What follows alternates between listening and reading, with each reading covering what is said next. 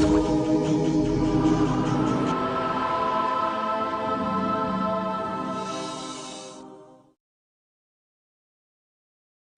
alaikum viewers, my name is Abdul Karim. My born name was Kenneth Edward Hassel. I was born in England. I had wonderful parents. I have 3 elder brothers. I've just come back from England and I was with my family. It's an interesting experience being a Muslim in a non-Muslim environment. It makes you a stronger Muslim, and it makes you realize the gift that you've been given. I studied in Europe, and I spent a number of years working in London. I began searching for truth, al-haq in Arabic, and I traveled across many countries, getting involved in a number of different organizations with a religious background, and getting very involved in some of them, and looking and finding, searching, as everyone is doing in this life. And eventually I arrived in Dubai and I embraced Islam in Sharia court, and my life changed slowly but surely. My motivation regarding Islam was not so much the Muslims, but the advice from the reverts like myself, who are much more knowledgeable and advanced in understanding of the religion. And actually the religion has many parallels with Christianity and Judaism, the other 2 major religions. And I come out of a primarily Christian background. I took the advice of these brothers, and I began to practice, because Islam is about adherence to the doctrine and practicing as a Muslim rather than rhetoric. So when you practice Islam on a daily basis, then your life begins and you notice that change. And there's a hadith which I think probably scholars, more knowledgeable people will understand, and I can't give you a reference to it. It's that when you pray 5 times a day, you cleanse yourself, you become pure. And I would strongly adhere to that hadith, which came from our Prophet Muhammad sallallahu alaihi wasallam. The one thing that I noticed about Muslims, and the Muslims that I knew, were in this part of the world, which is Dubai, because I live in the Emirates, and they practiced daily. And this seemed very significant to me, because the environment that I was brought up in the Christian environment, the faith was adhered to on certain times of the week, and in certain times of the year.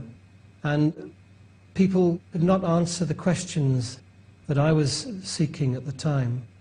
And around me, I would see people committing sins, and that seemed incoherent with the religion, any religion. Sins and life, they're not compatible. So the Muslims here were a better example of their practicing their faith. Actually, when I first embraced Islam, a colleague of mine said to me that I should not look at the Muslims as a guide to Islam. I don't necessarily agree with that, because there are some very, very loyal brothers and sisters in Islam around me. So I practiced. That's very, very important for any revert in any religion, is to practice the religion. And it's fundamental to the religion of Islam. Yes, I found, when I used to go back to visit my family in England, I had many discussions with them, and there's a huge amount of ignorance to the religion of Islam. This is the fundamental problem in the West. So my task was to enlighten people, my family in particular, about the religion that I had embraced. And I went about this in a serious manner. I've just returned from England, and I have noticed that the ignorance has increased, and it's been fanned by very misguided propaganda machine that's operating. So, as a Muslim, a new Muslim, a revert, whatever you want to call us, I try to be a good example of the religion. Changes that I experienced were slow. The change comes slowly. It's not one day you're like this and then the next day you're like reborn. It's not like that at all. It's adherence, it's understanding, it's you make many mistakes. Allah subhanahu wa ta'ala, God as he's known in the West, he's all forgiving and all merciful. People should not forget this, and your mistakes are forgiven. I'm trying to be a good example of Islam to my family and the people I meet wherever I go. As a revert, it's a responsibility. You're a kind of advertisement for Islam. So whatever you do, whatever you say, is important. It's not to be taken lightly. This is the path of the path of truth, and it's a blessing to be on this path. And people should consider it very, very carefully. My family and friends in England are more interested now than ever in Islam. The events that have happened over the past decade have only increased people's awareness and interest in Islam. And I consider myself to be in a very important position, having come out of a society that has lost their way in life. And some of my interests at the moment are the secularism in the society, and the foundations of this. My understanding is that it's in the Middle Ages, and it's to do with business and commerce. And there are issues in religion, in particular in the Christian religion, regarding such issues as alcohol and interest. But if one looks into Christianity, you will find so many similarities between the three great religions. Because I have a family in Europe and I visit them as often as I can, I have taken upon myself to try to enlighten myself about the Christian faith more. Because when I'm with my family, I am representing Islam. And there are so many similarities between the three great religions that I found actually quite remarkable. On issues such as alcohol, interest on money, and something which I've just been involved with, which is a funeral of a family member. So if you look carefully into Christianity, you will see many clues to Islam as being the natural progression of the great religions, and one that you should really take very seriously. Because, as I mentioned, I have just returned from a funeral, and in Islam, funerals, signs that we must look at very carefully, that we are mortal in this life, and we should consider very carefully what we are doing in this life, and beyond the day-to-day activities that we get involved in. Inspired recently because I met a brother, Dr. Zakir Naik. He came to Dubai and he inspired me tremendously because he lives, breathes Islam, and he's giving dawah every moment of his conscious life. And I thought this was a good example to follow. So I embarked upon a dawah sort of process as much as I could. And then I've just come, as I've mentioned, I've come back from England recently. So everything you do in your life on a daily basis should be with that in mind, that you are this advertisement for the final religion in life, and you can influence people because Allah subhanahu wa ta'ala is on your side. He's guiding you. So I'm trying to practice my dawah as Dr. Naik. A message to Muslim brothers and sisters: practice, practice daily. One of the 5 pillars of Islam. The second pillar of Islam is prayer. And my focus in my life is prayer 5 times a day, in the masjid, with the brothers. This is so important. Then you will feel the benefits, as I am feeling the benefits. And your life will change, and you will begin to achieve real achievement. Peace TV is playing a very important role in promoting Islam as a religion not only of peace, but also a religion that one practices daily. I come out of an advertising and media background, and I see, read, hear the media on a daily basis, not only here in the Middle East, but also in the West through internet. And I see the way the media is manipulated to portray Islam in aspects which is quite untrue. So the more peace TVs we have, the better. Okay, I'll start with my Shahada. I embraced Islam in Dubai. The process here is in the Sharia court, and I was interviewed by a judge who was from Sudan, and he helped me through the process, and we had a good rapport.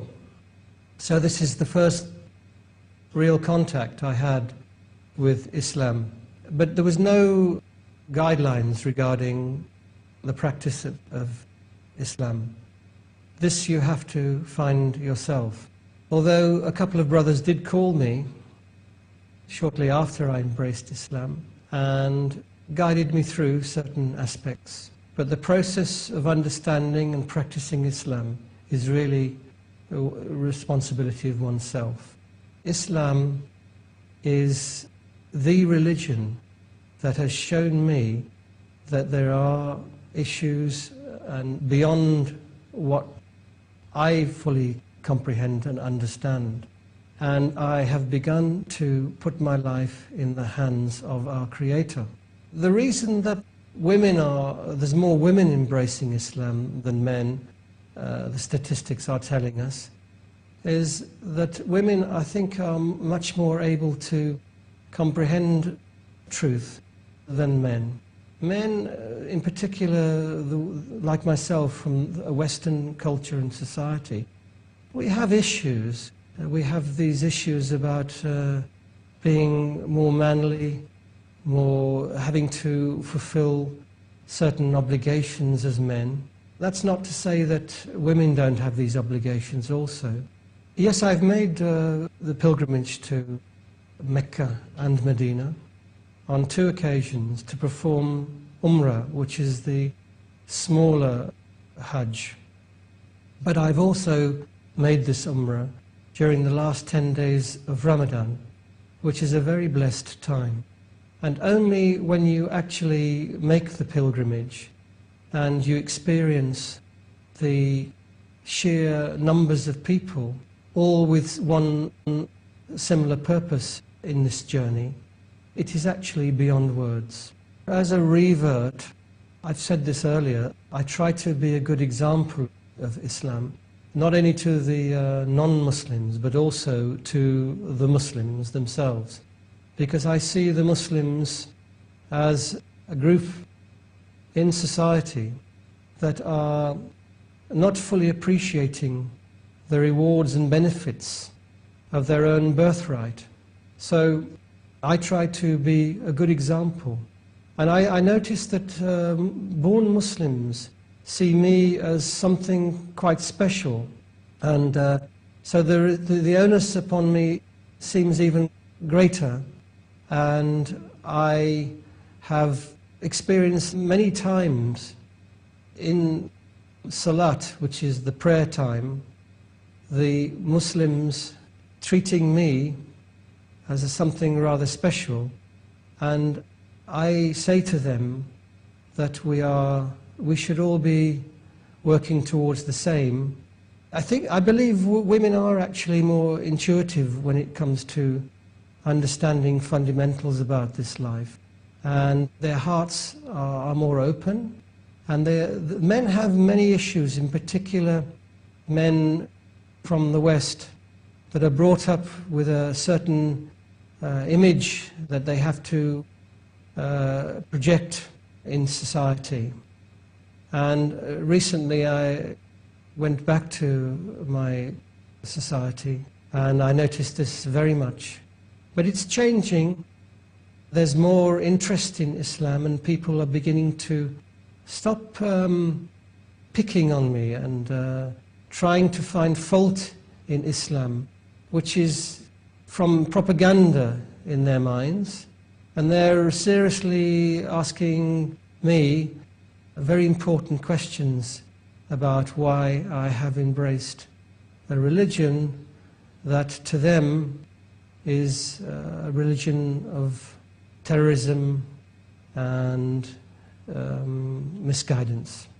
My life as a Muslim in the land of my birth has changed without doubt. I've recently returned from UK and I was with my family, and there's a tremendous amount of interest now in me as a son and the religion that I have embraced, and in particular the women asking me questions about the freedom of women in Islam. And my wife was with me, and she was able to portray to them in not only words but also in actions that women are actually freer in Islam than the concept that they have women. Now, as you know, in Islam, for women to be in hijab, and there's a tremendous amount of misunderstanding concerning this.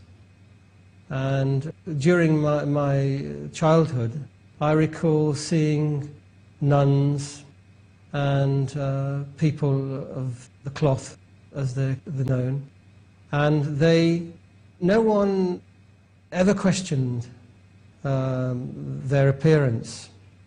Again, I will remind viewers that the propaganda machine is working 24 hours a day to promote Islam as something that is alien to the Western culture, to create this divide amongst the two religions. So, as a revert, it's very important that I spend as much time as possible in my culture, with my family, with my friends in the West, to try to show to them that Islam has a different side, and a side that they should try to understand more. Thank you very much. Assalamu alaikum, jazakallah khair. Ma salam.